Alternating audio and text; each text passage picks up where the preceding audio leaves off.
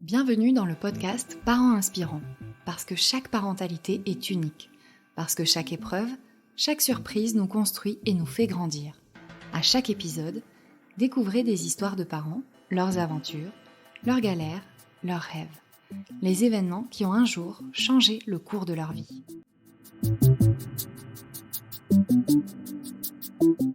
Ce podcast vous est proposé par berceaumagique.com, le site préféré des futurs et jeunes parents. Et maintenant, place à l'épisode.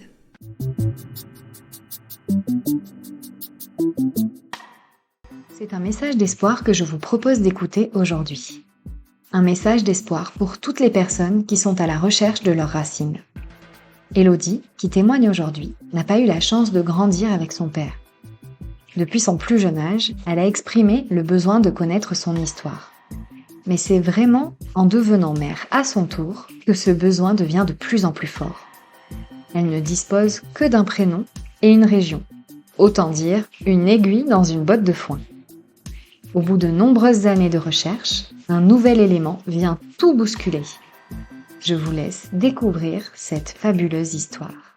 Je m'appelle Élodie, j'ai 42 ans. Je suis maman de 2 enfants de 23 et 18 ans et je suis photographe professionnelle dans la photo de famille. J'habite dans le 06, dans les Alpes-Maritimes. Je suis née en 1980. Ma maman avait même pas 16 ans, en fait, quand elle est tombée enceinte. Et donc, quand elle m'a eu, elle avait pas 16 ans. Donc, elle était en troisième. Quand elle est tombée enceinte, mes grands-parents, donc ses parents, lui ont tout simplement pas donné l'autorisation d'avorter. À cette époque, il fallait autorisation. Du coup, elle n'avait pas d'autre choix que soit de me garder, soit de me donner à adopter. Sachant que mes grands-parents, à l'époque, étaient mormons. Ils étaient dans la religion mormone et donc pour eux, c'était impensable d'avorter.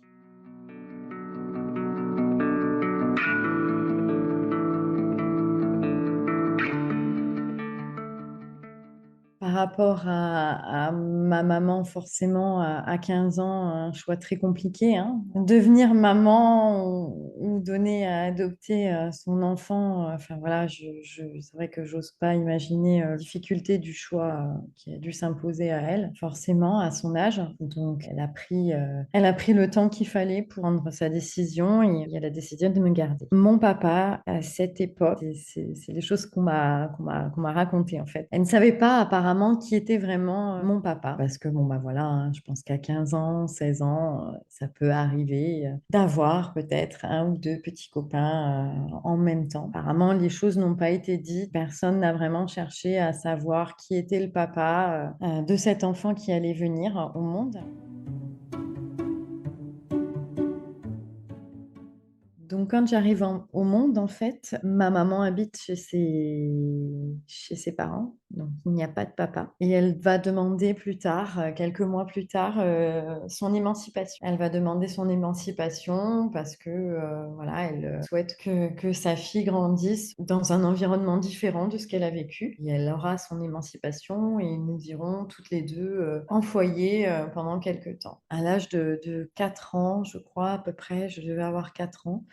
On est parti, ma maman a choisi de déménager et de partir habiter dans le sud. On va dire qu'on a vécu notre petite vie tranquille, d'adolescente devenue mère jeune, voilà. C'est plus tard que j'ai commencé à me poser des questions où j'ai vraiment ressenti le besoin de connaître d'où je venais, qui était mon papa. Je pense que voilà, aller à l'école, avoir ses copines qui ont un papa et une maman rappelle que vous n'avez qu'une maman. Donc on commence à se poser des questions forcément. Donc j'interroge ma maman qui à l'époque me dit voilà, elle pense que j'ai une personne qui s'appelle Alain qui serait certainement mon papa. Donc à l'époque elle n'évoque qu'une seule personne. rentre en contact avec cette personne, elle reprend contact avec cette personne, pardon, qui descend nous voir dans le sud, certainement pour discuter avec ma maman, échanger sur l'éventualité de peut-être être mon papa. Donc bon, bah moi, tout n'est pas, je pense, pas forcément dit dans le sens où, bon, bah voilà, il y a des discussions d'adultes et après on échange avec les enfants. Donc bah voilà, moi je suis contente, je me dis que bah, c'est peut-être lui mon papa et on va décider avec ma maman de faire une démarche, une recherche en paternité. En fait, vous êtes obligé pour faire une recherche en paternité, donc il faut que tout le monde soit d'accord, bien sûr. Faut passer par un avocat, c'est pas des choses qui se font en 5 minutes, hein, c'est des choses qui prennent du temps. Donc il est tout à fait d'accord pour ça. Il n'y a pas de souci. Et on va mettre plusieurs années avant de le faire. Donc, le résultat de cette recherche en paternité arrive à l'approche de mes 18 ans et elle est négative. Il s'avère que donc Alain n'est pas mon papa. Grande désillusion hein, pour ma part. Je m'étais un petit peu accrochée à ça depuis l'âge de mes 11 12 ans. Et je pense qu'il va falloir quelques temps avant que je réentame de nouvelles démarches. Je pense peut-être le temps d'accuser la chose.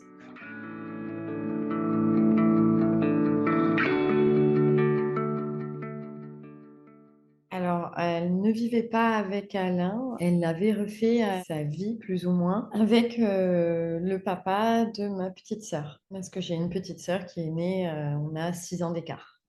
Mais c'est une relation qui n'a pas duré dans le temps puisqu'ils se sont séparés plus tard. Mais quoi qu'il en soit, ils ne vivaient pas ensemble. Ils habitaient dans la même rue. C'était un coup chez l'un, un coup chez l'autre, voilà. Mais ils ne vivaient pas ensemble, quoi qu'il en soit. Avec Alain, on n'a pas créé de relation particulière. Je pense que la distance aussi, et le fait qu'on n'était pas sûr réellement ni l'un ni l'autre d'être parents-enfants. Moi, Alain, quand je l'ai vu à mes 18 ans, enfin vers mes 18 ans, quand j'ai eu la réponse qui était négative, il m'a dit qu'il avait toujours été persuadé qu'il n'était pas le papa. Voilà, après, je pense que c'est difficile de créer une relation quand on ben voilà, on ne sait pas si réellement, oui ou non, c'est notre enfant, oui ou non, c'est notre parent, et en plus, la distance, voilà.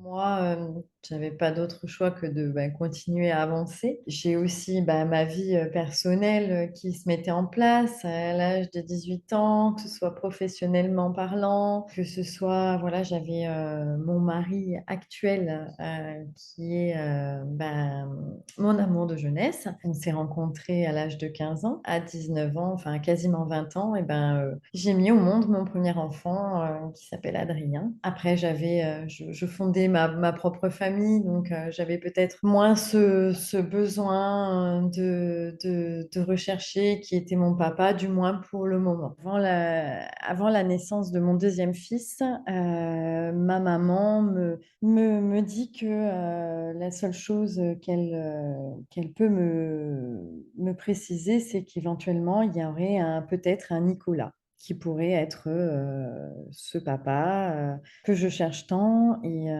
ce Nicolas serait un garçon qu'elle aurait rencontré lors d'une soirée. Donc en fait, je n'ai qu'un prénom pour trouver quelque chose, n'importe quelle information. Alors autant dire que c'est chercher une aiguille dans une botte de foin, quoi. J'essaie de contacter le lycée de ma maman. Et elle m'avait donné aussi, ma maman, la précision que il était à l'époque en pré-apprentissage mécanique, mon papa du coup, potentiellement mon papa, qu'il était en pré-apprentissage mécanique dans un collège se situant dans un quartier à côté de là où est née ma maman. Du coup, j'essaye de contacter le collège pour voir s'ils n'ont pas des archives, tout simplement. Pour essayer voilà, s'il y avait possibilité d'avoir des archives, peut-être de trouver des noms de famille reliant à tous les Nicolas et essayer de faire une petite enquête. Malheureusement, le collège ne garde les archives que 20 ans. Donc, deuxième grosse désillusion jusqu'en 2005. En 2005, j'ai eu mon deuxième enfant, Valentin. Et c'est là que c'est revenu un peu à la surface, je pense. Ce besoin de retrouver qui était mon papa, d'où je venais, voilà, à la suite, à la naissance de mon deuxième enfant. Donc, je vais commencer à questionner un peu mon entourage, que ce soit mes grands-parents, que ce soit les sœurs de ma maman. Elles sont nombreuses, et il y en a 5 quand même. Je questionne mon entourage. J'ai pas beaucoup de réponses, j'en ai quasiment pas en fait. Et je me pose des questions, tout simplement. Je me dis, c'est pas possible. On ne veut pas me dire la vérité ou on me cache quelque chose. J'ai eu à partir de ce moment-là clairement le sentiment que, qu'il y avait des choses qu'il fallait pas dire ou qu'il n'y avait pas à savoir.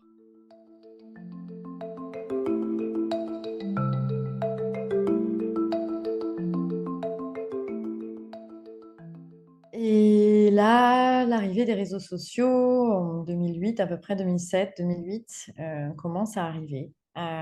Moi, je questionne beaucoup hein, ma maman, mon entourage, mais c'est vrai que j'ai jamais de réponse concrète. Ma maman me donne le prénom et le nom de famille d'une de ses meilleures amies de l'époque que j'essaye désespérément de retrouver sur Facebook. Donc après, bah, j'y vais un petit peu au culot. Hein. Je cherche les noms de famille et j'envoie des messages tout simplement en disant que ma maman était amie avec cette personne-là et j'aimerais pouvoir discuter avec elle. Donc ça donne pas vraiment grand-chose. Je crois que j'ai eu un jour une réponse vers 2011, 2012 une personne qui me contacte en me disant qu'elle connaît très bien la personne que je recherche, mais que malheureusement, c'était sa maman et elle est décédée depuis 3 4 ans. Donc, de nouveau, désillusion complet. Parce que voilà, tous les éléments que j'avais, le peu d'éléments à chaque fois que j'avais et que j'arrivais à utiliser, au final, il y avait toujours quelque chose une porte qui se fermait au bout, en fait. En toute honnêteté, je commençais à plus voir d'issue, quoi. Mes relations avec ma maman deviennent un peu plus compliquées parce que je comprends pas. Je comprends pas, je la questionne, j'ai pas le sentiment qu'elle soit réceptive à ma demande d'aide. J'ai tout simplement besoin qu'elle m'aide en fait, parce que j'arrive pas moi-même toute seule à retracer sa jeunesse, à retracer les personnes qu'elle a pu connaître et je me sens pas soutenue et aidée à ce moment-là. Et donc nos relations dans les fins vers les 2017-2018, on ne se parle plus avec ma maman. On ne se parle plus parce que j'arrive pas à comprendre ce qu'on me dit pas. Je me dis il y a quelque chose. Je comprends pas en tant que maman, tout simplement.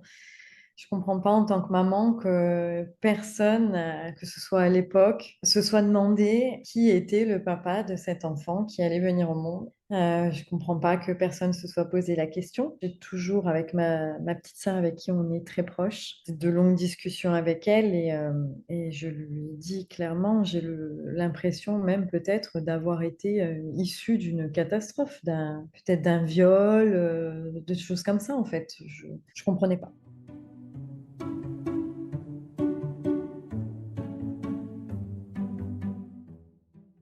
Du coup, mes enfants m'ont offert, alors mes enfants sont grands, hein, du coup, ils ont dû m'offrir ça en 2018, 2019. Ils m'offrent un test ADN, MyHéritage, qu'ils ont commandé sur le site.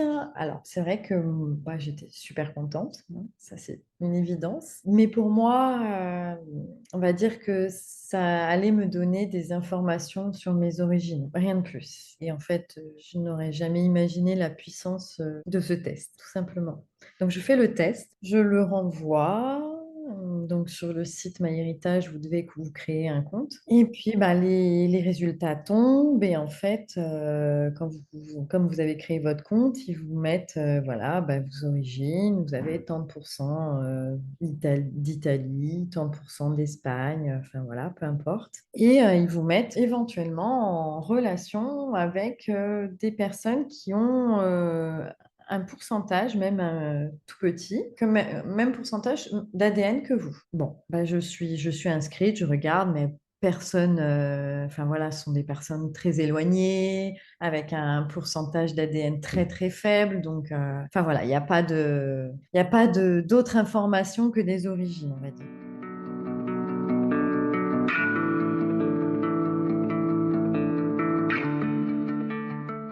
Bon, bah, voilà, passe les années du Covid, hein. Et en fait, cette année, mon fils aîné, Adrien, se blesse au foot, sachant qu'il est parti de la maison depuis le début de l'année. Il a acheté son appartement sur Antibes, donc on n'habite pas très loin, mais voilà, il n'est plus à la maison et donc il se blesse et il est pour le moment immobilisé. Et donc du coup, on va le chercher, il vient passer un week-end à la maison.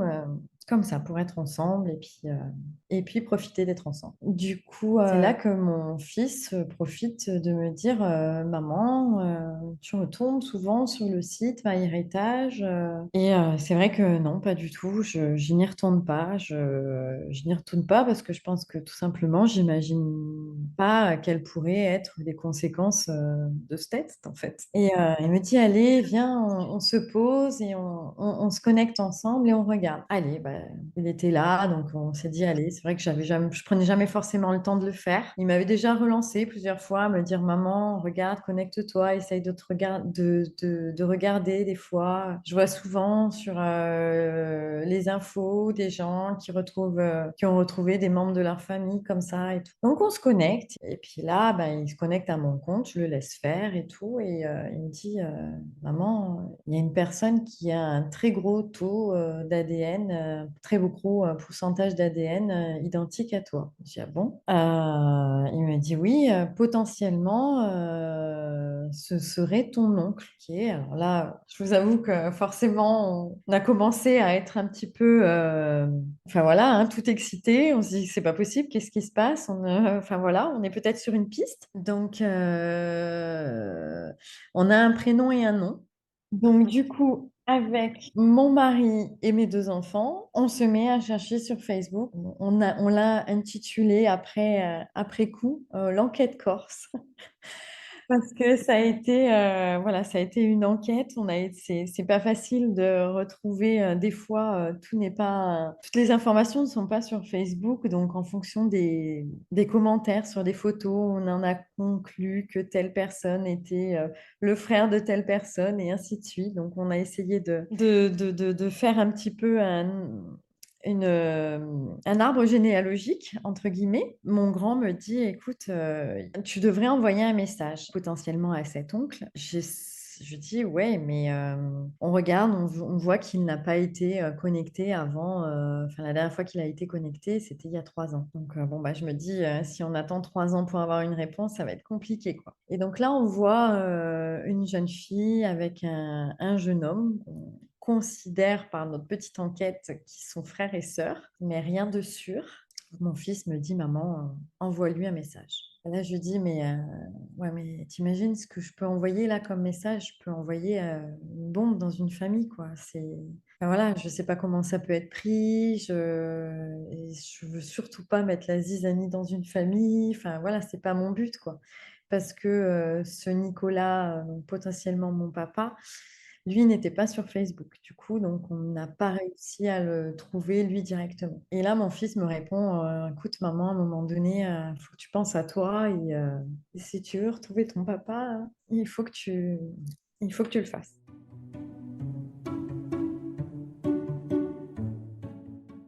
J'envoie un message sur Facebook et donc c'était très compliqué de se coucher comme ça, hein, ça cogitait dans tous les sens. Le lendemain, on s'est réveillés tous les quatre, on a essayé de voir si on avait une réponse, il n'y avait pas de réponse pour le moment. Et là, vers les coups des 13 heures, j'ai cette personne à qui j'ai envoyé un message, donc qui s'appelle Laurine, qui me répond Bonjour, j'ai bien eu votre message. Je suis désolée, je fête mon anniversaire aujourd'hui et je suis en famille. Je vous rappelle plus tard dans la journée. Et en fait, même pas une demi-heure, trois quarts d'heure après, elle me rappelle via Facebook, parce qu'elle n'avait pas mon numéro de téléphone. Et là, elle me dit bah voilà, elle me dit j'ai bien eu votre message. Je suis désolée de vous annoncer ça comme ça, mais en fait, ben, votre papa, c'est mon papa. On est sœurs. En fait, quand j'ai reçu votre message hier, ben, c'était mon anniversaire. J'étais dans tous mes états. Quel plus beau cadeau m'arrive là que d'avoir une sœur pour mon anniversaire. Elle me dit oui, je suis au courant. Mon papa, enfin notre papa nous a évoqué il y a une dizaine d'années le fait qu'on avait peut-être une sœur quelque part en France.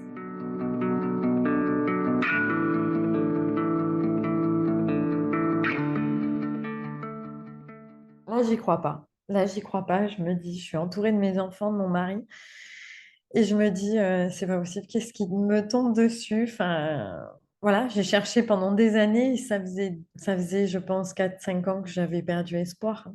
En toute honnêteté, je pense que voilà, j'y croyais plus. J'avais plus de nouvel élément pour chercher quoi que ce soit. Donc, c'était compliqué, quoi. Et en fait, là que je cherchais plus, bah, en fait, c'est là, c'est arrivé.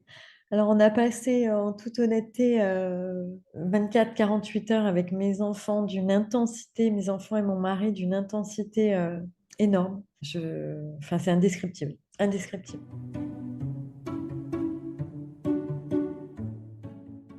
L'accueil de leur côté est absolument magique et merveilleux, que ce soit pour nous quatre, hein, pour mes enfants et mon mari. On est mais tellement bien accueillis. On prévoit très vite de se voir quelques semaines après. Voilà, donc nous, on est monté en Bourgogne et c'est là que la rencontre a eu lieu. Un moment chargé en émotions, mais comme jamais. On est tout le temps en contact, que ce soit par message. Alors, c'est vrai que Laurine et Charlie, alors Charlie, c'est mon frère, du coup. Laurine, c'est ma sœur. Laurine et Charlie sont plus jeunes, hein, ils ont 26 et 30 ans. Donc, je pense que ça a beaucoup aidé aussi le fait qu'ils soient là et qu'ils étaient au courant et qu'ils ont très bien pris la nouvelle parce qu'ils n'ont pas de filtre en fait dans le sens où voilà c'est clairement spontané que bah, mon papa ça reste une autre génération même il est jeune aussi, hein. Mon papa est peut-être un peu plus pudique sur ses sentiments, peut-être un peu moins démonstratif que Laurine et Charlie qui sont très démonstratifs pour le coup.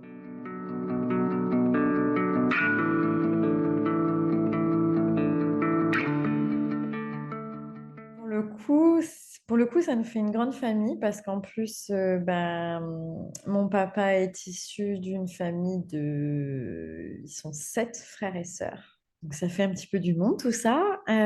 Du coup, bien sûr, j'ai rencontré ce tonton qui a fait le test, MyHéritage. J'en ai rencontré un autre aussi. Et pour la petite anecdote, du coup, c'est son ex-femme, donc la maman de son fils, avec qui il s'entend très très bien, qui lui a offert ce test et en plaisantant, elle lui a offert et il lui a dit, qui sait, peut-être tu trouveras des enfants cachés. Et au final, ben voilà, ben, c'est pas lui pour le coup, mais c'est son frère.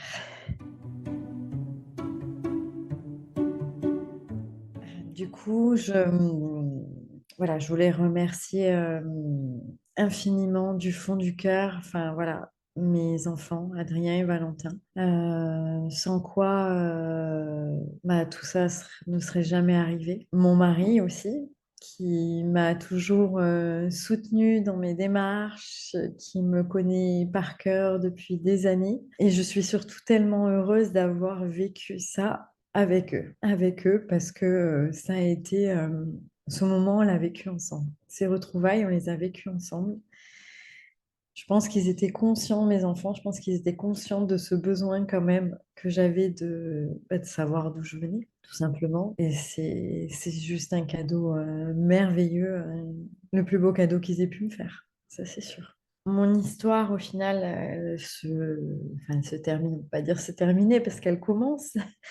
Mais l'issue est magnifique. Du coup, elle est tellement magnifique que je cherche même pas, j'en veux à personne, bien sûr, que ce soit, je cherche même pas qui a fait quoi, qui n'a pas fait quoi.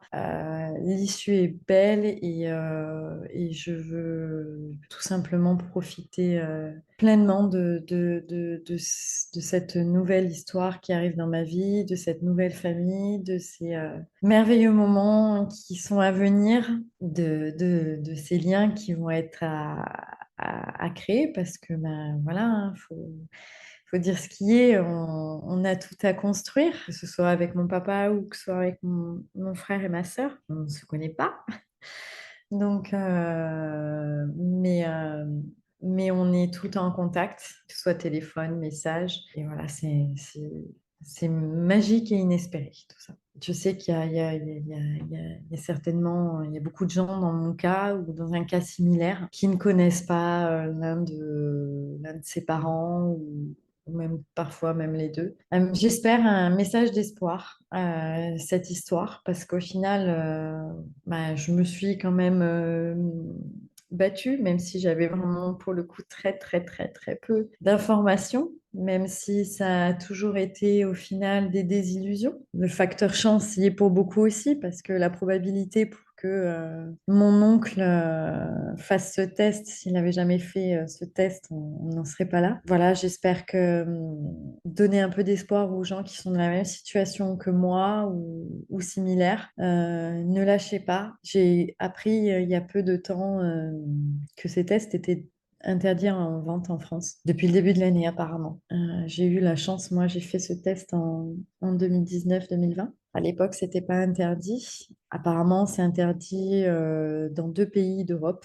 En fait, quand vous vous connectez sur le site, vous n'avez plus la possibilité, à partir du moment où vous habitez en France ou en Pologne, vous ne pouvez pas commander le kit. Je pense qu'il y a toujours des solutions. Ne lâchez rien, allez au bout de ce que vous avez envie, allez au bout. J'espère que mon histoire pourra donner un peu d'espoir à toutes ces personnes qui sont dans le même cas que moi.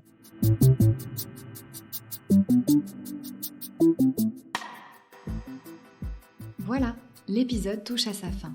Si vous l'avez aimé, n'hésitez pas à mettre des étoiles et des commentaires. Merci d'avance pour votre soutien. Et si vous aussi, vous souhaitez partager votre récit, écrivez-nous à contact@parents-inspirants.com. Nous avons hâte de vous lire. Ce podcast est produit par berceaumagique.com, le site coup de cœur pour tous les cadeaux de bébé. À très vite pour un prochain épisode.